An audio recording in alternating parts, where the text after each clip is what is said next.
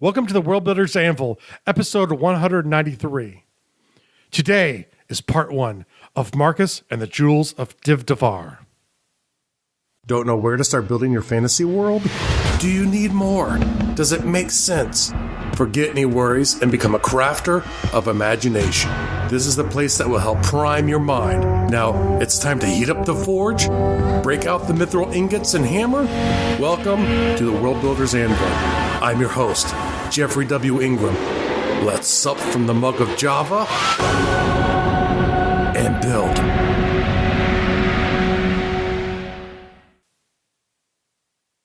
Welcome back. As always, my name is Jeffrey W. Ingram, and I'm here with... Adventurously yours, I am Markus. Michael Miller. Markie Markus. Not Markie Markus. Okay. So we've been developing this character and setting it up. This is our second adventure. I had intended this adventure to start early summer, but we are now in the late summer when we're starting this adventure. We are now in the late summer. We did... I think the initial one was episode 187, The Pathway of Doom, and that will give you a little background more on his character.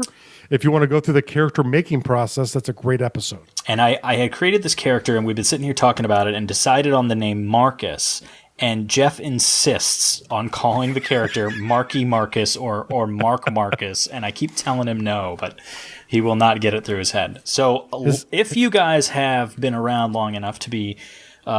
listeners of the Tale of the Wine Steward email, this is another adventure in Jeff's world that is a great precursor to get you guys warmed up for his upcoming book. And in this adventure, the sole goal is to have fun, to share some of his world, and to take you places throughout my adventure in the story to places that you're going to be able to read about in Jeff's book. Mm-hmm. Except for this place. This place you'll hear about in the book. If you hear about with Markie Markus. It's not Markie Markus. If they hear about it in the book, then they're reading about it in the book. They might not learn a whole lot about this specific spot, but some of the other places we go are going to be more, significant. Maybe it's Marcus Mike. It's just I prefer Marcus. He is like an orphaned bastard. He is just Marcus. Okay, well, fine. Be that way, but to set the scene here, we are in the classic fantasy tavern. The ale is flowing. The men are loud and ruckus and drunk. The women are pretty much not here because it's early in the day, so it's really sort of the hardcore drinkers and gamblers at this point. And the normal women are typically actually doing the real work, so these guys can slough off all day. And to take it up, we're sitting at a table where there's essentially, it's like a giant stump that had the bottom cut off and is sitting here, and carved inside of this table is a grid with a couple symbols etched into it. And if you go to the show notes, I'll include what the board looks like. So effectively what we have here is a medieval board game. It's a medieval board game, and the idea is there are 3 breaches. And these are all peasant people, so the way that they can play the game is they can use their pieces, and they're trying to fill the breaches. They're trying to control the breaches. And what's the name of the game? It's actually funny. It's called Sticks and Stones, and it is a strategy game that is liked by many people. Nobles can, in a way, cheat because they can do moves that peasants can't do. But that's just the nature of the game, and the nature of, it's a way to learn strategy of the day, which is for you, unfortunately, to fill the breach. Wait, literally, if I am playing this board game against a noble, the noble has moves that he can do within the game that are better than mine? Yes. I don't want to play it with a noble. He has all of the pieces you have plus 1. And that other piece can actually do more impressive moves. And so you're sitting here, you're at the table with Rudolph, who's a pretty good player, Amando, who is also pretty good, but he got embarrassed by you really bad the last time you played, and he is out for your blood because where he's a good player when he's level-headed, he's not always super level-headed. And then there's Haddo. Haddo he's the neighborhood king. This is his game. He's really good at this game. And the good thing is because of the nature of it, people are actually all gambling around you. Walt, everyone's favorite waitress, is actually she's gaining the money, and she will do the payouts, and the winning side will get half of the payouts that the people who lost, and then the house gets the other half. Nice. And so you are here to earn a little in Fallout 4 terms, caps, even though it's actually like copper. Copper. But, hey, you're a street punk. I was gonna say, you're not in it for the gold. Being a street punk. Oh yeah, I am in it for the gold if I can get gold. Yeah, you would definitely take the gold. It's just not very common. But hey, you need to eat, and so this is your job, or one of your jobs. This is the more legitimate version of what you do.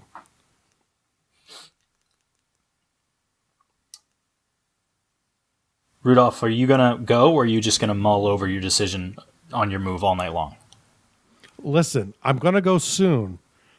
Look, it's not the rest of ours' fault that you don't know how to play this game and you just are wasting all of our time. Some of us would like to win and take our money home. Like, I've got stuff to do later tonight, so... This is what I like about you. You come across like you're the king's beast. Everyone knows Haddo's better. Yeah, but I have been learning a lot by watching Haddo. He's got some great moves, and I think I've picked up on a couple. I kind of give Haddo a knowing smile. I'm looking at you right now, buddy. Oman, look at me. This guy's a punk. We all know that. Who says that, Haddo or Rudolph? Rudolph is speaking to Amando right now. Haddo is sitting back. He does not typically speak unless it's absolutely necessary. He's a quiet guy. He's a quiet guy. And he makes his moves. Rudolph just called me a punk? He just called you a punk. Come on. Now, Rudolph, name calling is not necessary. I'm not trying to be disrespectful. I'm just trying to say stop taking so much time. And I'm saying you maybe aren't trying, but it's just your nature. So, Amon, I'm going to sit back here. I'm going to hold this breach. I will not attack your flank at all. Hey. No table alliances. No. This is a table. No, this is perfectly cool. I'm going to hold my breach. You think you're strong there in yours. I can block your entire flank, and he's going to wipe you off the board. What do you think, Don't do it. What do you mean, don't do it? You owe me. You owe me from the last game. I needed that money. Everyone needs the money. And you took it from me. I don't owe you if you're playing a game of skill and you're not skilled enough to win. I don't owe you. Okay. Listen, that's it. Rudolph, you're on. Let's take this punk out. Move. And very quickly, he starts lining up his pieces and starts moving for the middle breach, which right now no one controls. You have a little bit in on it. Rudolph kind of takes his turn to sort of weaken the back in to allow Omen the ability to take into the middle breach and exposing your entire flank. Now, you think you've got something going on here, but I've seen this before. And Haddo, you tell me if this is the way to go. I pull some of my pieces back, shoring up my defense in the rear and allowing him to have the breach. Yeah. Leave the breach because, that's just the point of the game. Go ahead, leave the breach. And the thing is, we're pushing the corner. You play the game your way. I'll play the game mine. Pull back. Pull back then. I dare you. I'm pulling back. Okay, so over the next few moves, you start pulling your pieces back into the corner. Oman starts moving down. Haddo starts to fill in the breach that you were in. And then at the magical moment, Rudolph smiles and smashes into the back flank of Oman. You respond by blocking Oman's front. Haddo smashes into the front flank of him. And within just a few moves, Oman is gone, leaving Haddo in 2 of the 3 breaches, but surrounded on both sides by both you and Rudolph, who over time cautiously pick off his pieces until he can't hold the breaches anymore, fill them in. And over the course of another 15 minutes, you spend the time. Oma is starting to flip out because he just realized that he got screwed. He's just glaring at you. I'm just gonna hold his gaze. Smiling. I'm not allowing myself to be intimidated by him, but I'm also not being cheeky with the win either. Mm-hmm. Even though Walt is sitting back there. It's not over yet. I still got, Walt's back there. She's like, first off, Omund, I told you, you don't play Marcus. Marcus, he's going to beat you. Everyone knows it. Every time. Haddo is good, but look, now he's caught in the middle. He's going to lose.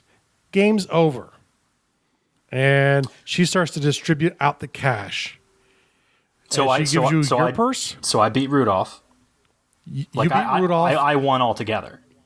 You won altogether. You were only in control of 2 of the 3 breaches, she called it, because at that point, Rudolph lost too much to Haddo, but Haddo could not stop both of you, so you ended up in control of enough of the breaches, 2 of the 3 breaches, which is enough to win by default.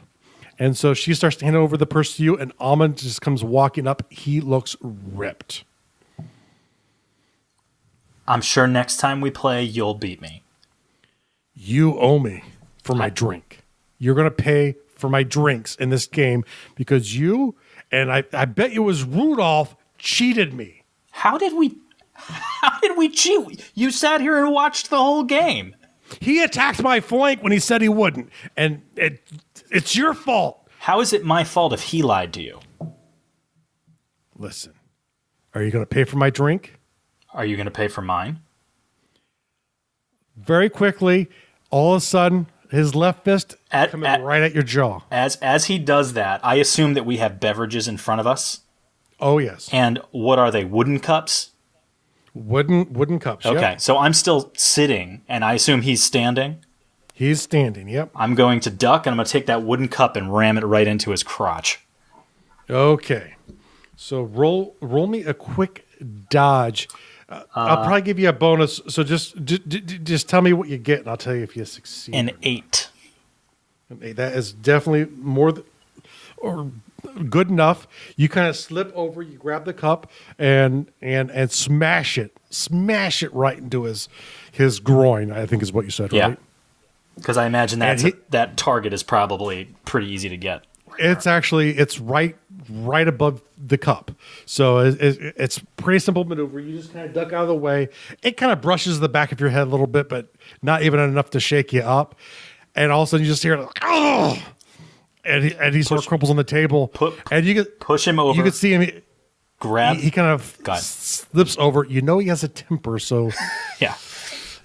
As he's doubled over, push him to step on one foot and push him in the direction of that foot. Thus, he can't get his footing underneath of it. And it's just a move to knock a person over.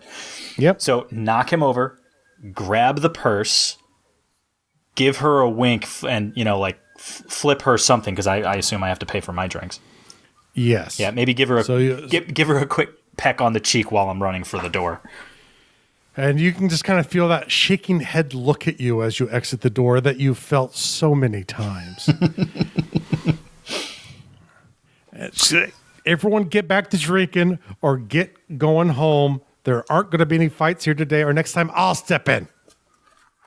And you kind of hear some laughing and muttering as you kind of move out the street.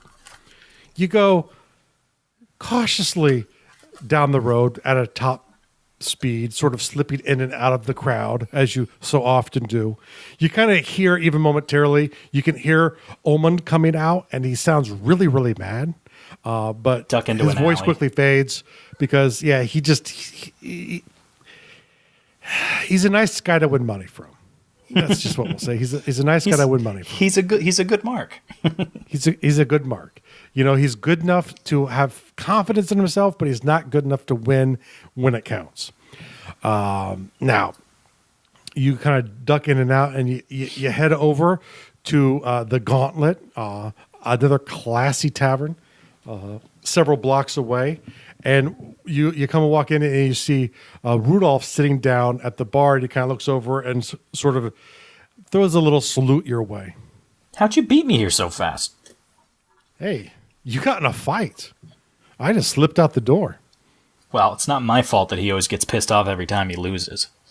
Here, hand him his cut. To be honest, I know he's hot-headed, but I mean, really just to trust me to his entire flank like that? I don't know what he was thinking. I mean, I think it was money well earned. I thought it was funny that Haddo didn't fall for it also, but still ended up succumbing to the move anyway. So What'd you call that move? the rad maneuver. That's very interesting. Okay. Well, I do appreciate you. Probably got this from Gregor, I'm betting. Yeah, it's a Gregor maneuver. I can't take credit for it. He taught me that one. That's a good one. I'll have to keep that in my playbook and be careful playing you two. Okay. Well, that's why you don't see us play together all that often, because people have gotten too wise to us. People probably wouldn't play against you. Yeah. We only get to do it when we go to new towns, because they don't know we live together. All right. Hey, guys. Oh, hey, Gregor.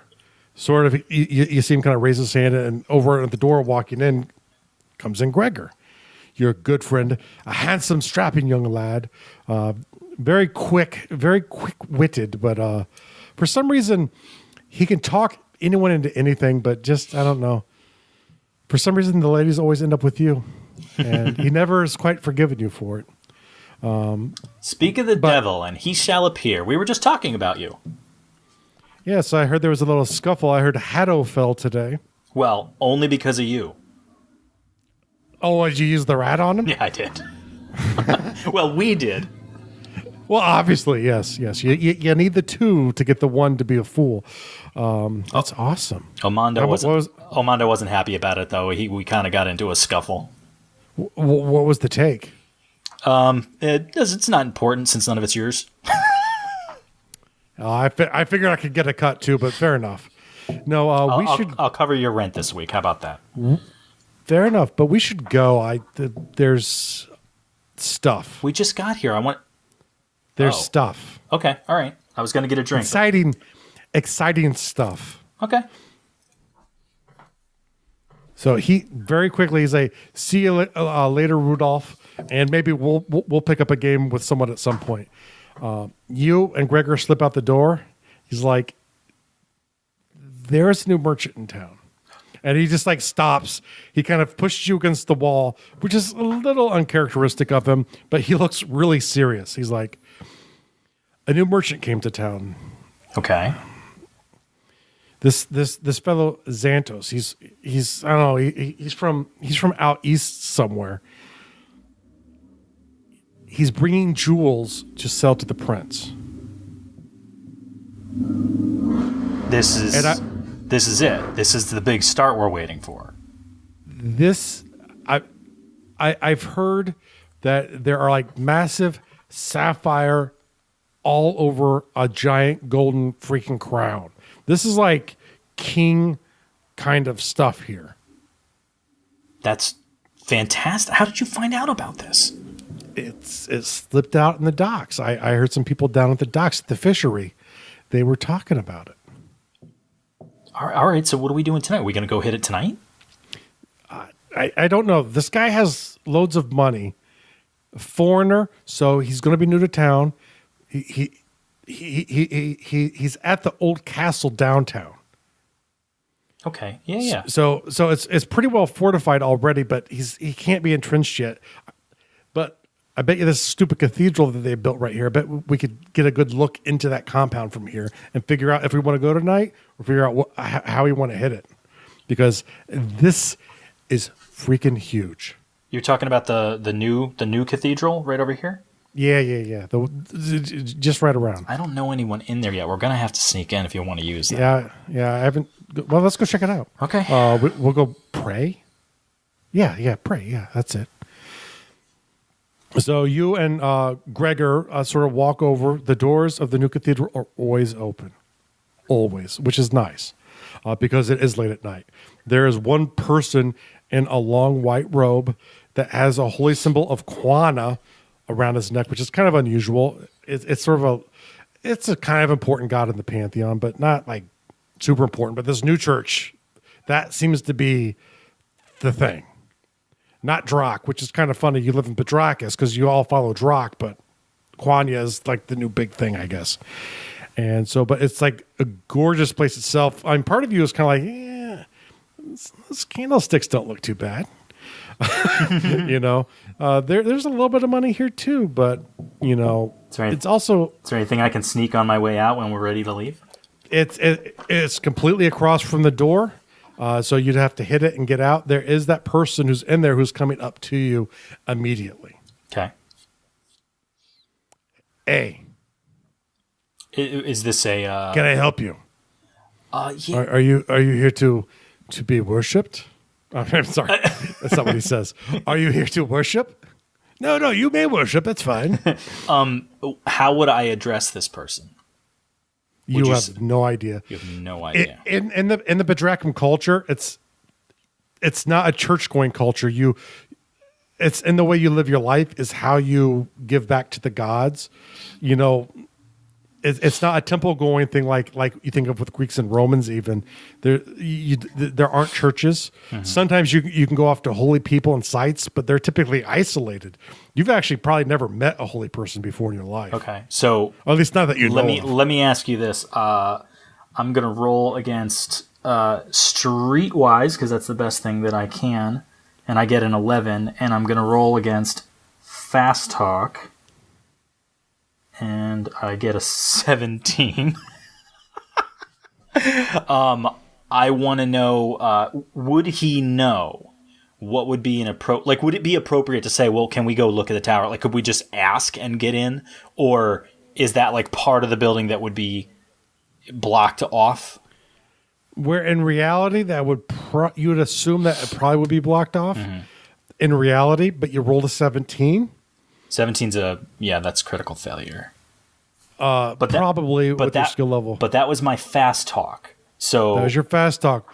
So I'm gonna start talking to him, and maybe I just address him totally. Like, I don't know whether to call him Sir, Lord, which Father. Is good because your character has no clue how to talk to this guy. Well, right. You've never met a holy person before, okay. Or at least no one that's claimed to be holy before. All right. Sir, actually, we just thought the new building is beautiful, and we thought the tower was so nice, and we wanted to see what kind of view we could see from the tower. He kind of stops for a second. He's like, well, I mean, you could go up there. I don't know why not. But maybe there should be a donation first. And a big curling smile kind of pops up on his face. Turn to Gregor. Do you have anything?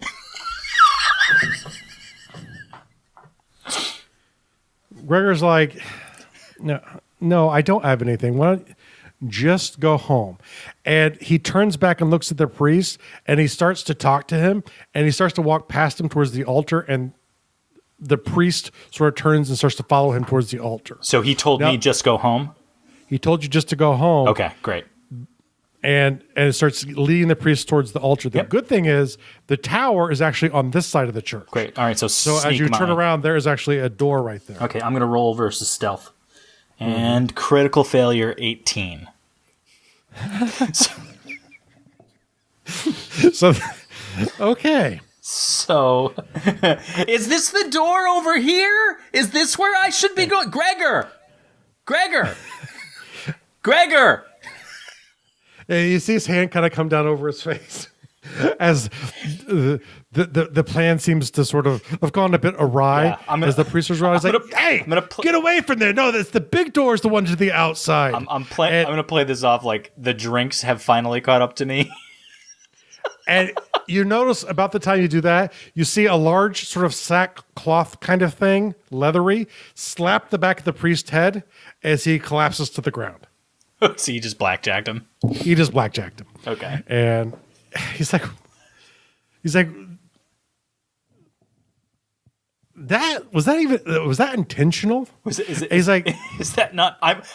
If I make a mistake, he looks a bit. If I make a mistake, I am always going to play it off like it was on purpose. And maybe Gregor still doesn't know for sure when it is an actual mistake and when it's. He's not sure. Is that not? That's not what you wanted me to do. Hey, it worked. Let's get up the tower. Yeah, let's get this. Let's be quick about it. So you guys kind of go over. You sort of fidget for a few seconds, and it's actually locked, which is how I was going to make you critically fail. You're like, "Oh crap, it's locked." All right, I'll roll my lock picking if you want. Go ahead, roll your lock picking. 15. Your lockpick breaks. Gregor's like, damn it, pulls one out. He's like, I have one too. Yeah, but hold on. This gives me. He's like, hold on. He hands you his lockpick, and you see him walk back over to the priest. Try it again. 10. Okay, click. You hit the latch as he comes back with the keys. He's like, okay, well, let's get the keys anyway. Hand him his pick. You know what? This gives me an excuse to go out and get some steel lock picks anyway. Oh, well, I guess the take was good this evening. Well, I figure invest in my future. Yes. Hey, you've always had that little gift of the hand. I don't know. Are you sure that last thing was on purpose? Because it seems like you're just having a lousy night here. Maybe you did have too much to drink. And he just kind of laughs a little bit as he steps into the room. Step into the bottom of the bell tower. Let me see those keys. Let me see those keys. Hand you the keys. Sleight of hand, 14. Try to make them disappear without him really realizing where they went. I'm just trying to get him up my sleeve, and he doesn't know which sleeve it went into. Mm-hmm. And I can tell he doesn't know which one it went into. What was your sleight of hand roll? 14. 14. I'll have him do a quick roll here too as a counter to your roll. As I've closed my app because I know I'm rolling like crap. And I'll probably roll really well here. He's like, he kind of looks for a second. He's like, never mind. That's his response. You're not sure if he knows whether or not you're failing bad or not, and you're not sure either way. For the listeners, we're using a GURPS system, so 3 is the best roll you can get. That is super success. 18 is the worst roll you can get. That is critical fail. 17 and 18 are both like critical failure. And obviously anything in the teens, I'm risking anything. Anything below 12 and below 10 is pretty good. Yeah, it's typically pretty good for most types of activities. Dodging or parrying is usually a little bit lower than actual skills. But we're kind of going off of a system where typically his skill is 12. Sometimes it's below 14 on stuff like sleight of hand, which he's actually pretty good at, which is why he didn't automatically fail that one. And you're not sure if you were detected or not. So I'm fine. Maybe he failed his as well because he's come on up the stairs. So you guys start hustling up the stairs pretty quickly, and you guys kind of get up there, and you look around, and actually you have a great view of. There's a tower several blocks away. Luckily, there is a looking glass here. A big the way it's not an open air tower like you think on a cathedral on Earth. There's actually big pieces of glass, but the way they're concaved, you can actually see further than you normally could. Nice. So you're getting like a really good view. And you can see there's actually like a balcony that they've built at the top of this freaking tower, which is really stupid in the scope of towers. But then again, it's not really a castle anymore either. There do appear to be doors that are closed. And so what are we looking at here? It's like the tower house. That's the place. He's renting that place to sell these jewels. And I'm thinking he has to put those jewels in that tower.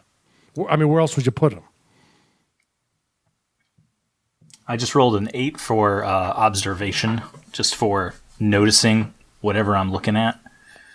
Like, do I? Well, okay. So the way the basic layout goes for this is there is actually, it's a compound. So there is sort of this,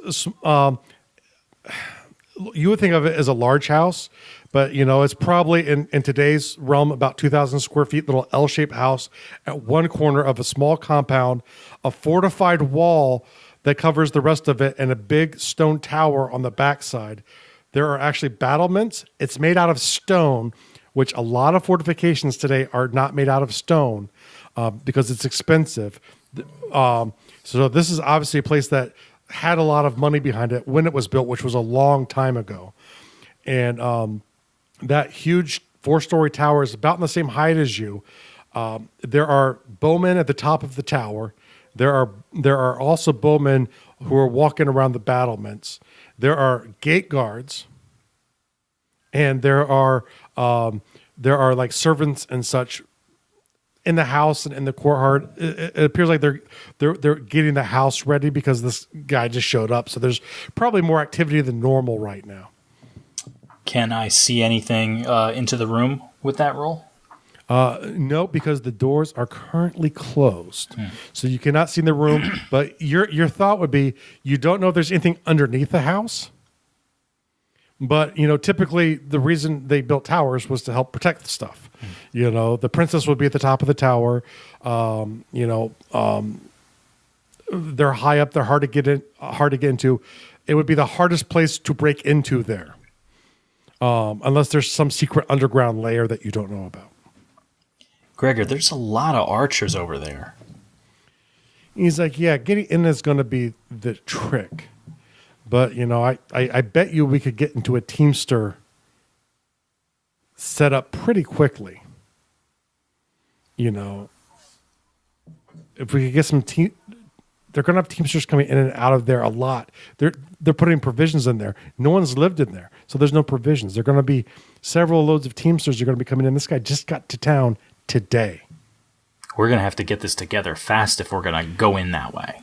It's going to have to be fast within a week, because after a week, who knows what this person is? Might have even sold it at that point, and it goes into the palace, and that will be more difficult. But I think if we can hit it within a week, we are all set.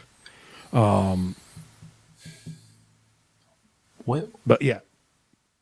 See, there's Teamsters going in now. And you do see sort of a light Teamster team, small wagon, a couple horses pull in. They start unloading. And the really nice thing with the way this tower is built and the windows are, you get sort of it's like it's closer than it really is. So you can actually see two guys rolling out from underneath the Teamster wagon. Shit, Gregor, you see this? What? Oh, shit. Oh, no. That's Demicus and Metis. Oh, my God. I hate... These guys are like all over town all of a sudden. They come here with those stupid Shiftarians, and they're all over town, and they're hitting this freaking place already? How did they get something put together already? They're winging it. I'm telling you, they're winging it. You think they just got onto the wagon? You think they're... Yes. You don't think they're with that Teamster? Well, they might be, but, they're winging this job. They don't know what's in here. How could they know? Their people have only been in town for 6 freaking months. Why would they have cased out this place that no one lived in before? Well, let's just watch what they're doing. That Metis guy, though, he's a much better lockpick than you. I'm having an off night. I got this door open, referring to the door behind us. No. Listen, hey, listen. I'll tell you exactly what we're going to do. Let's watch them. If they steal it, we just go steal it from them. Yeah, good point. Well, let them do the hard work. Let them do the hard work, yeah. Because depending on... They'll be heading back to the wharf afterwards, and what we'll do is we'll grab a couple guys, have the guys jump them, and we'll kind of take off with the stuff. I like that. Yeah, that's good. And you kind of sit there and you see within moments this guy's at the base door of the tower, which is barred, which you can't lockpick bars because they're bars. But you can see he's fidgeting with something, and within probably 3 seconds, he has the door unbarred from the outside, and they're slipping in. How the hell did he open that door? See? I tell you, I've heard about this guy Metis. He is good. How did he open that door? I don't know. It's barred. Oh, we should talk to them after we rob them. After we get them robbed, we'll have to team up with these guys because we have to figure out how do you unbar a door from the other side. That would be super useful to know. But you sit there and you're kind of anxious because you're figuring it probably takes maybe like just normal walking, probably about 5 minutes to get to the top of the tower, but you have no idea how long it's going to take.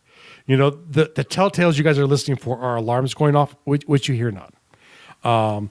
Within a few moments, you do notice that a guy comes over and looks out the door. It is your good old friend, Sinan. I'm sorry? Sinan. Did you just say my girlfriend? No, your good old friend, My Sinan. good old friend, Sinan. Okay. Now, it's funny you mentioned girlfriends because you did have a brief fling with a woman who you did not know was dating Sinan. She did not tell you, and you did not know. You guys weren't like good friends, but you've worked together on some other jobs before robbing warehouses. He's a good, strong back. He's willing to overlook things. Hey, that's Sinan. I know that guy. Sinan. Why is that name familiar? I kind of dated his girlfriend. Oh, that's good. That's good. No. It's like he doesn't know, and I didn't know because she didn't tell me, so it was an accident. But don't worry about it. My point is, I know him, and he's not helping these two, but he's inside, so that helps us. Yeah. Well, maybe, but he's dressed up. There are guards in there. There are definitely already guards that are in there. And I guarantee you that means that the jewels are probably in that top room. So if these guys get caught, that tells us that those jewels have to be there. Well, I would think that the fact that they're headed up in there tells us that they're in there. Mm-hmm. Yeah. So quickly afterwards, not quickly, but probably about 15 to 20 minutes afterwards of sitting there, some sort of tension, no alarms go off. These guys are taking forever. There's got to be something going on over there. You see what happens is finally the doors on the balcony open up. Hey, the doors are opening. Dimachus comes out, and you notice he's unfolding, and you see him sort of doing something beneath the wall of the balcony, and then you see him pulling up a bow, and he fires it into the back of the wagon. And when it hits, all of a sudden you just see a fire go in the back of the balcony. Or in the back of the wagon. It just, as soon as the arrow hits into the back of the wagon, a fire starts. And so it's creating a big distraction. It's creating a distraction. You can see Medicus in there walking around. It looks like a pedestal with a case on top of it, a chest. And you can see he's kind of walking around it, and he's sort of eyeing it. He's sort of eyeing it to try and figure out if there's anything there. What is he doing? He's scoping. And you can actually tell this too, because what he's doing is he's trying to make sure that there's no traps attached to this pedestal before he makes an action. And then you see Dimachus walk back into the room, and they're saying stuff which unfortunately the windows don't allow you to hear. Right, yeah. And then finally, you just see Dimachus kind of wave his hand, walk over, and grab both sides of the chest. And light flashes, boom, and like a blinding light. And you can see the guys in the room are staggered.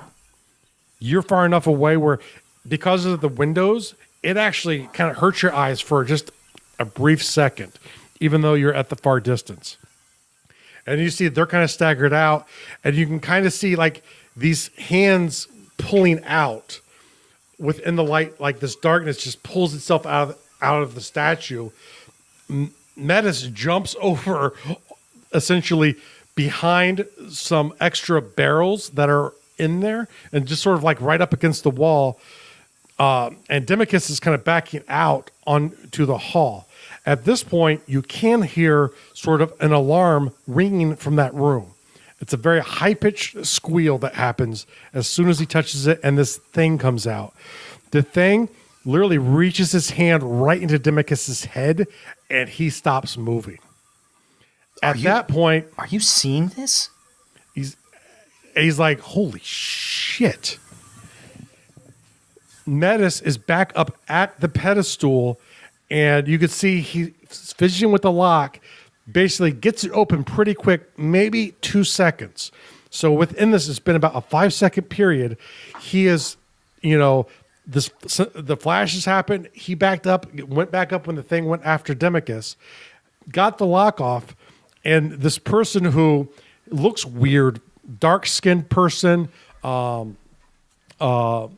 hair, definitely a foreigner. So you're assuming it's Xanatos essentially comes in, and you see him just kind of pull his hand up, and the spirit,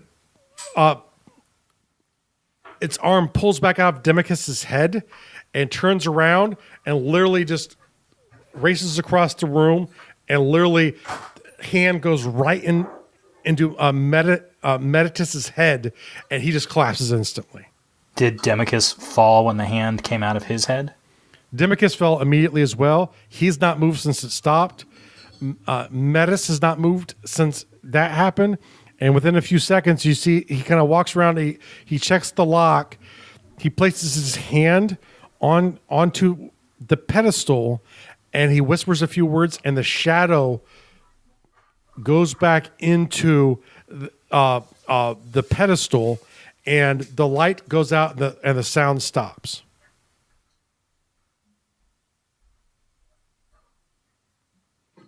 We're going to need some help with this. We're going to need help. Did you see where that dude... That must be Xanatos. Did you see where he came from? Could I see where he came from? You did not see him. I'm just going to have it since I didn't tell you. I'm just pretend like you happen not to notice.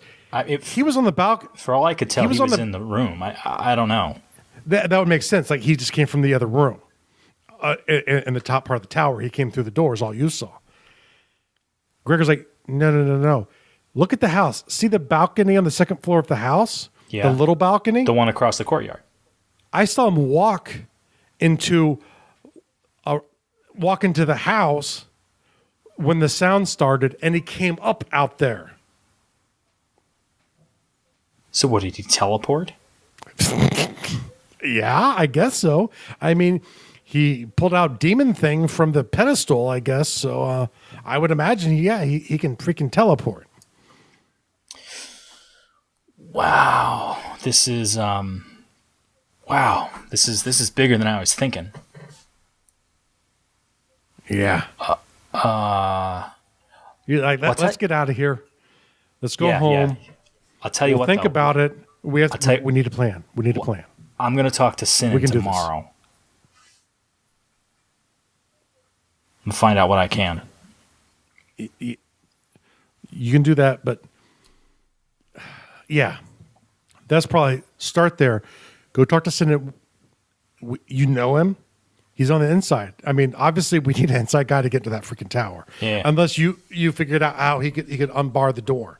I mean, you could see the bar on the door. He unbarred it from the outside. I don't know how to do that. I'm pretty sure you don't know how to do that. Is it possible somebody was on the other side of the door and unbarred it for him? Maybe it was your friend Sinan, but why did it take him so long to get over to close it? I don't know. All right, let's get out of here. We'll figure this out later. Get out of here. Tomorrow, you hit up Sinan. You get him on the inside. Let us know, or let us know. When we get back down to the ground floor, pull the keys back out. Do you want these? No. Throw them over over on the floor next to the guy. And when you open the door to throw the keys out, you notice the guy's standing up and he has two other people with him. Time to go. You forgot your donation. Oh, like we're just going. Like I'm not hanging out for this. You just bolt out. They come bolting out behind you. Not the guy who was assaulted, but the two guys with him. A little quick on their feet. Probably people who are proficient in fighting. Well, let's roll versus running and see if they're proficient at catching me. Very good. 14. Why the hell are all my critical moments going to crap? Well, you know what was funny? Earlier, before we started this, and I throw this out there to the audience, he was doing a great job doing this. His rolling was wonderful. And roll for them. Are you talking like when I was hitting the random generator before we started? Yeah. Before we started. Yeah, before we started, I did. Okay. I had a string of really good ones. So now, I assume he's going to catch up to me. Yes. Gregor cuts down a corner, and you cut down a different corner. Yeah, I assume we both split guards follow you, and both of them are catching up to you. Lovely. Well, as I'm running, anything that I can grab, like a barrel, and pull it in between, anything I can throw in between us to slow them down. Make a roll versus your streetwise, just to see what hits your mind. Maybe you'll get a good roll here. 7. Very good. So you get on the alley and you, it's just like how like you feel like when you start running, sometimes you just feel like your leg pull. Mm-hmm. That's kind of what happened, right? So it's not like you can't run, but it's like it hurts. The muscle's really stiff. Yeah. And so you're kind of going, and you sit there and you're like, yes. It's a good thing I know these streets so well. Exactly. You quickly cross another corner, which there happens to be a staging area for fishmongers, which are all over this freaking town. You sit there and you just grab the barrels where they're making the fish oil, and you flip a couple, essentially over, because they're open air and it's just spoiling fish. Smells nasty, but slick as crap. And those guys come barreling around that corner as you start taking off again. They're hitting a slick of oil. They slap it in, and it gives you enough time to zig and zag a few more corners. Nice. And you are on your way back to your evil lair. Well, back to our little one room. A good guy lair. Yeah, the good guy lair. Good guy. The good thieves. We're the good thieves. The good guys. That's right. We're the good thieves. We're the good thieves. So you go back, and Gregor's there already, because you knew he would be, because one, he cut down a better corner than you did. Mm-hmm. And but then again, he was a little quicker stepped, so it kind of left you to take the next corner. That's just the way it rolls, because you could have taken the same corner, because that would have been foolish. And so you get back, and he's sitting there, and he's like, I got this. You got what? I know what we need. Well, I could have used a hand back there is what I needed. No. I just needed a moment of clarity, and I got it. Running's wonderful for clarity. That girlfriend of yours, the one from the country, can you get a hold of her? Who? Am? Yeah. Yeah, I could get a hold of her. I mean, it might take a day. Because I was thinking, if we steal this, which would be awesome, Hogar will be ripped. He'll look bad. He will throw everything he has to catch us.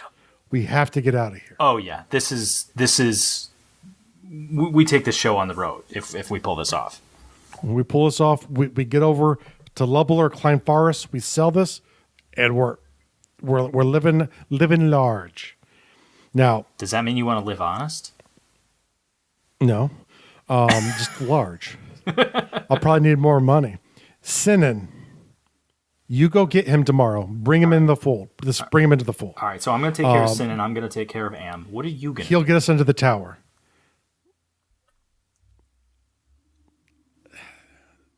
It's the pedestal.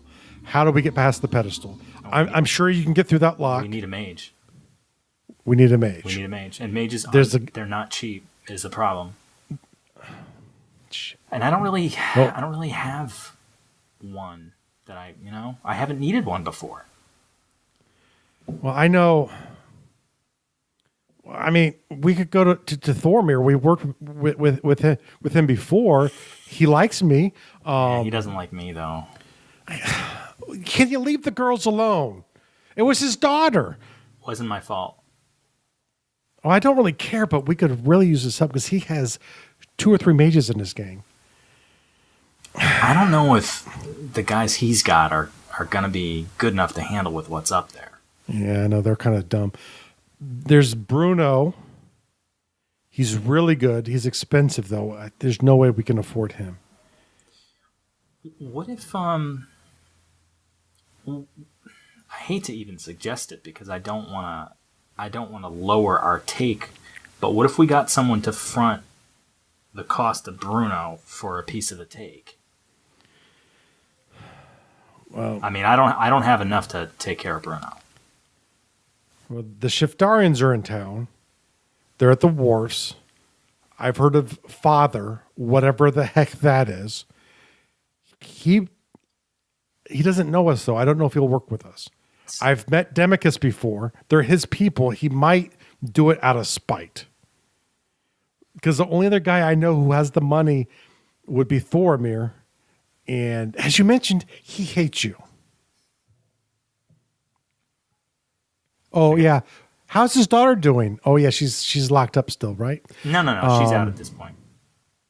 Oh, that's better. Maybe he'll forgive and forgot, but we might have to try to find. Do you know anything about this father? I've only heard of him. Like I don't know what he looks like. We could probably ask for him and drop Damicus's name because we just I'll probably do that. Yeah, I would say look, I hate to suggest this, but be honest. Let them know that we saw what they did and sell them on we can do what they couldn't. But when I find someone who I think might be a bad person down there, I'll let them know the truth. But I'll head down there tomorrow. I'll find this father. I need you to go get Sinan tomorrow. We need the inside man. Okay, and I'll put out a message to Anne. Okay. I mean, this is something. He'll be at the Axe for breakfast. Yeah, that's probably true. Okay. Do you want to skip to breakfast? Skip right on to breakfast. Very early in the morning. Gregor heads out, and you head out to the Axe. You get there. Walt is looking like she had not worked at all last night. Once again. Oh, the Axe is the bar that I just swindled Rudolph at, the bar that Rudolph and I swindled the other two dudes out of last night. I wouldn't call swindled. Well, you use strategy, just not strategy as part of the game. Gray area. Sort of a gray area. The thing is, he was trying to do the same thing to me. He was just trying to do it open-faced on the table, and we did it, in a discussion behind his back. Exactly. Yes. That is the difference. So you get there. Sinan is at the corner table. Sinan he's competent. He's competent at what he does. He's not really a forward-thinking kind of person, though. Mm-hmm. He's definitely he's a minion kind of person, but he's very, very regimented. He's very, very how do you say? He's caught on the details of things. He likes to be precise in how he lives his life, and he needs his breakfast here every day. Okay. And Walt is always here, and she's very good. Waltrud, is that how her name is pronounced? Waltrud. Waltrud. Yep. But people just call her Walt. She's very good looking. No one has the courage to really go after her completely because it's not even that she seems unattainable. It's kind of like because of her job, and this is sort of the neighborhood place. It would be poor form. It'd be poor form, exactly. And you walk in, and she's sort of sweeping up. Sinan is the only other person in the bar at this point. A little too early for for even the hardcore drunks because they're still passed out from last night. She's kind of sweeping. She looks over at you like, "Oh God, this must be trouble." And she's like, "Do you want something? Food, maybe?" Yeah. Morning, sweetie. Can I get some coffee and some eggs? I'm gonna sit down with Sinan. So you go sit down, and as soon as you sit down, his face goes beet red. You son of a bitch! You had to have sex with her. What? I'm sorry. Am I forgetting something? Hold on. Stop. We're restarting this. I don't think we've talked about this through. He has to be mad at Gregor, not you. I was about to say, yeah. I was going to say, he likes me. You're thinking of the wrong. Yes. Yeah. I'm thinking this the wrong way. He's looking up at you, and he's like, his face does not go beet red. He looks at you, and he's like, what can I do for you? I'm trying to eat my breakfast. I know, and today's your lucky day. Breakfast is free today.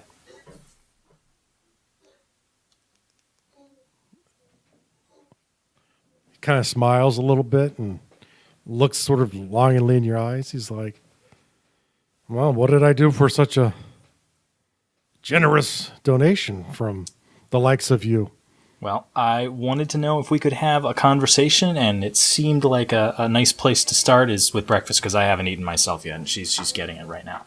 Oh, yeah. So she kind of walks over, whole bunch of vegetables, a couple eggs, yum, yum. Slaps it down in front of you. After she steps away from the table. Thank her, of course. Listen. You boys, keep it clean. Oh, yeah, of course. Give her a I'm wink. watching you. I'm watching you. And she Oh, walks I away. hope so. So He kind of leans over. He's not very good at being inconspicuous. You got something, don't you?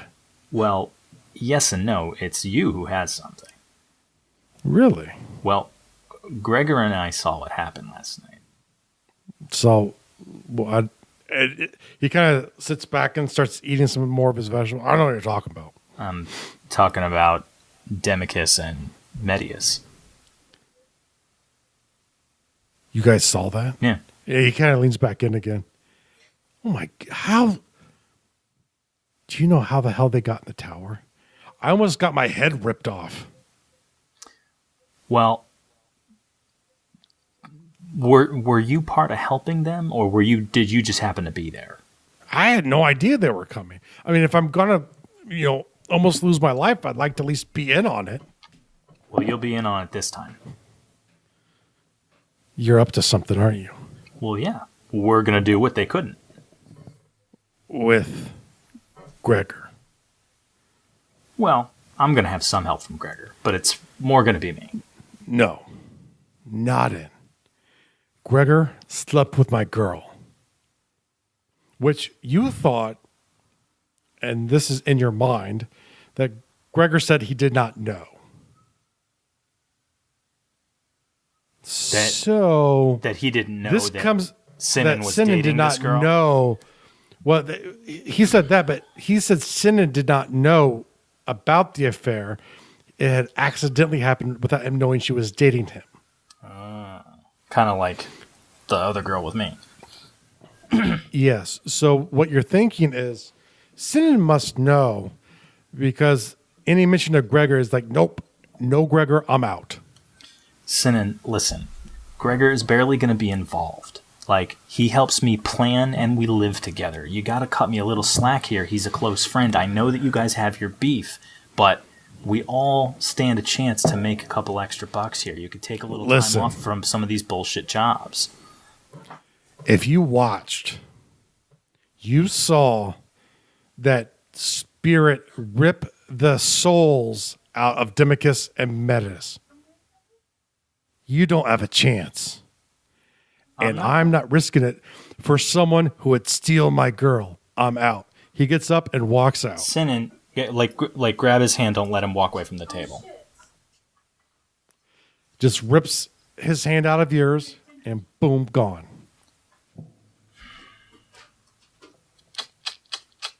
Great. Well, finish breakfast and pay. Whoever is my, I don't know if I must have a contact. You said to get a hold of Am.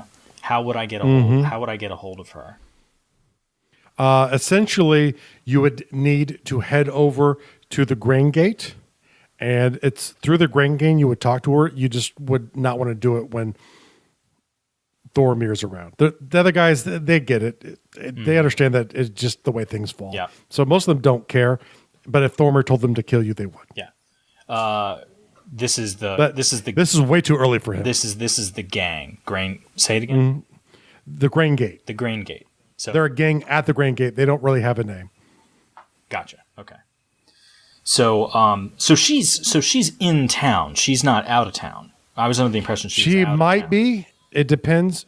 She typically operates outside of town, but sometimes she's in town to sell. Mm-hmm. Gotcha. This is actually, she offloads a lot of her goods, ironically, in the city of the guy who she hates. She looks at it as a secondary win. Well, I'm sure there's a few guys around that I know since I've run with these guys before. Mm-hmm. Say, give me a character. Mm-hmm. Generic Bill or whoever. We'll call him Bill. Okay, so generic Bill. Bill, listen, has Am been around? Yeah, she's in town. Do you think you could tell her that I'm looking for her? Actually, she was looking for you. She was looking for me. Yeah, she asked about you when she came in. You don't happen to know where she is, do you? She was going into the market to sell. All right, cool. Thanks. Not the main one, down by the wharf. Okay, cool. Thank you. And do me a favor, don't tell Thoramir I was around. Why would I do that? Thanks, man. Thanks, man. Yeah. Thanks, man. All right, so head down to the wharf. You head down to the wharf. You actually see her wagon at the wharf. She's actually offloading some stuff to some of the people at the docks there. And you can actually see further down, sort of along, there's a seawall with some buildings out on it at the wharf. And you can actually see at the very end, there's a few tables set out front of a warehouse. And you can see actually Gregor is sitting there talking to some old dude. Cool. What is she selling? What kind of stuff is she selling? She's selling apparently some swords that she must have found out in the countryside. There are some. It's an assortment of swords. There is actually some grain and other types of goods there too. She's exchanging out for some other food.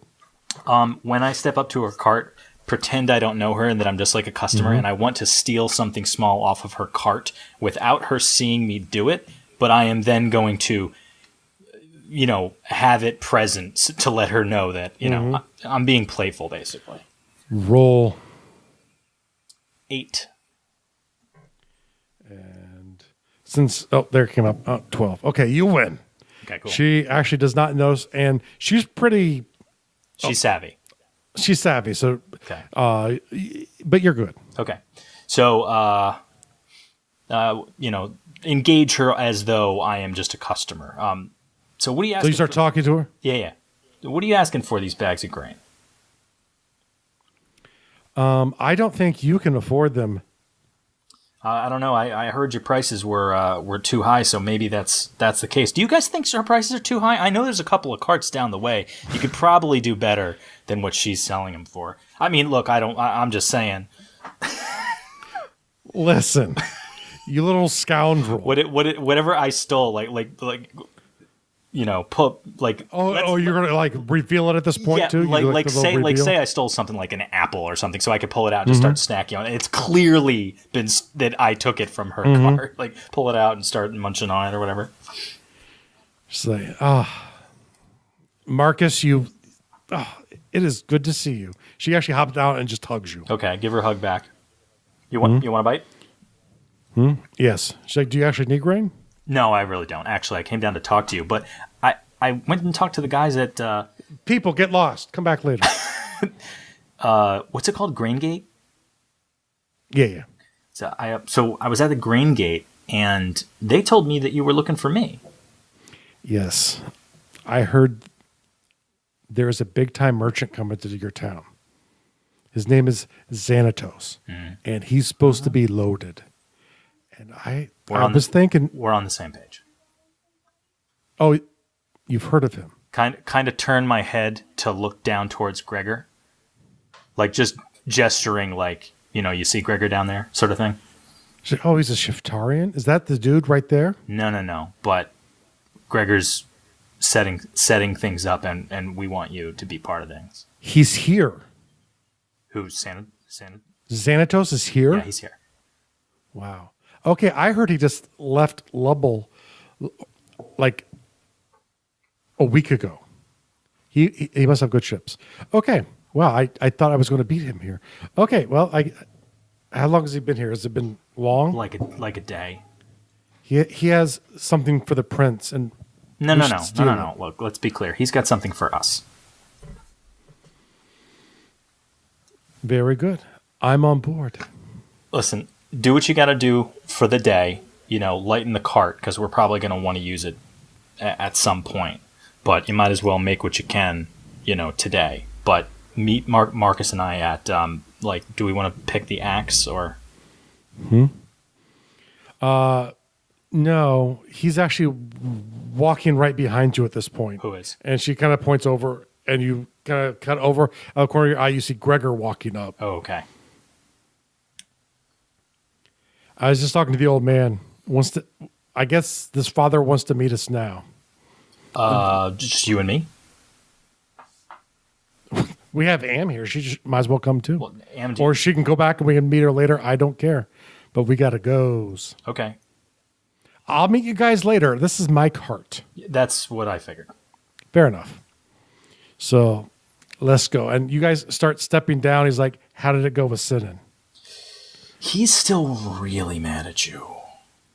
Well, I don't know what I'm going to need to do something to get him to... Listen. I tried... I threw you right under the bus. I threw you right under the bus. When you get to the door... Let me take that back. I threw you right under the wagon, dude. I did. I had to. I tried to... Listen. Hey.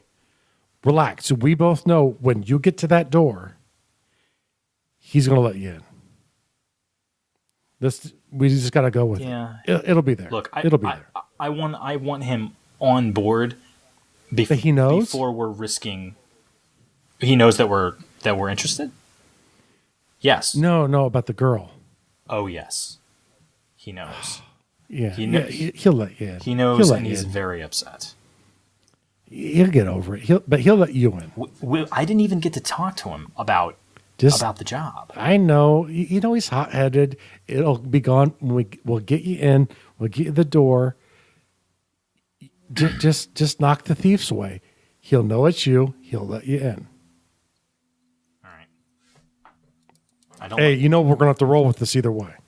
I do, but I also don't want to risk getting caught in the courtyard over you, sticking it to the wrong girl. Won't happen. Don't worry. We get that courtyard, me and these teamsters we're going to get from the wharf, they're going to create a distraction. When they create that distraction, you're going to have a chance to get in that door. I hope it's not. I hope you're not going to pick the same kind of distraction that the other two chose because they're going to be hip to that. Like we got to do something different. This will be different. I'll leave it to you. Don't worry. We'll get you there. The distraction will happen before you're even in the house. Okay. I'll slip up. You'll let me in, and hey, it'll all be fine. Don't worry. We'll get you in there. So who did you talk to? Like, you didn't speak with father yet. You spoke with someone. I don't you spoke with a think that guy was the father. I don't think he was. But yeah, I think it's one of his close men, I think. So we'll either be dead or we'll be in that courtyard, one of the two. But we got to go. Well, that's encouraging. Excellent. So you guys start walking down the wharf along the seawall, and the curtains close on the first act. Plan in place. Easy. You go in the courtyard. The inside man lets you in. You make it upstairs. You let your partner in. Together, you deal with the altar, with whatever you do to get past the magic. And boom, all set.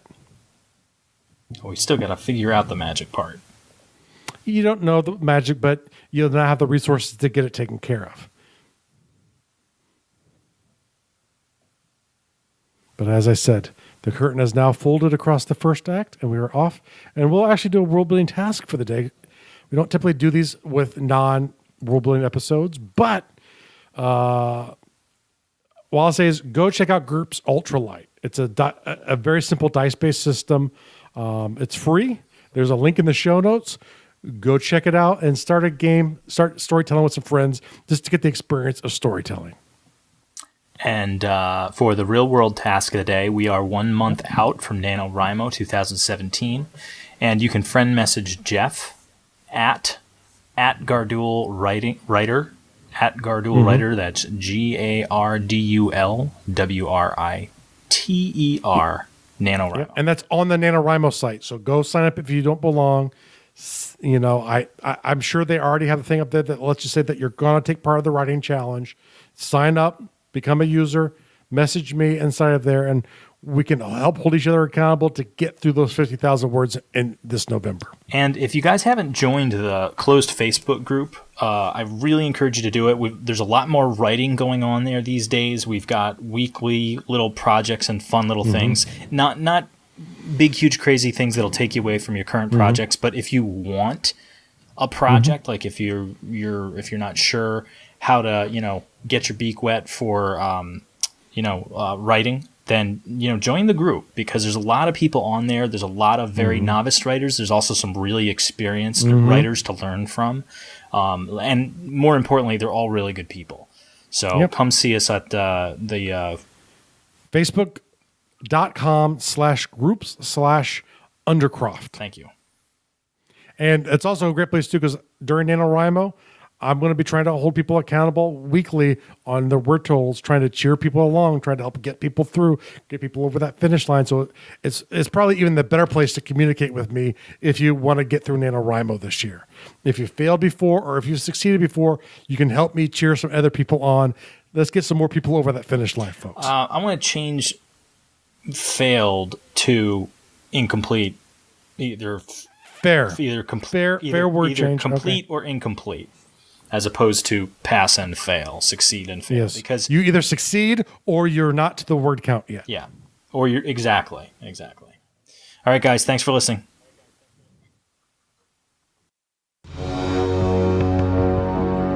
Thank you so much for listening to the World Builders Anvil. We would love it if you would share the World Builders Anvil with 2 of your friends, and so would they.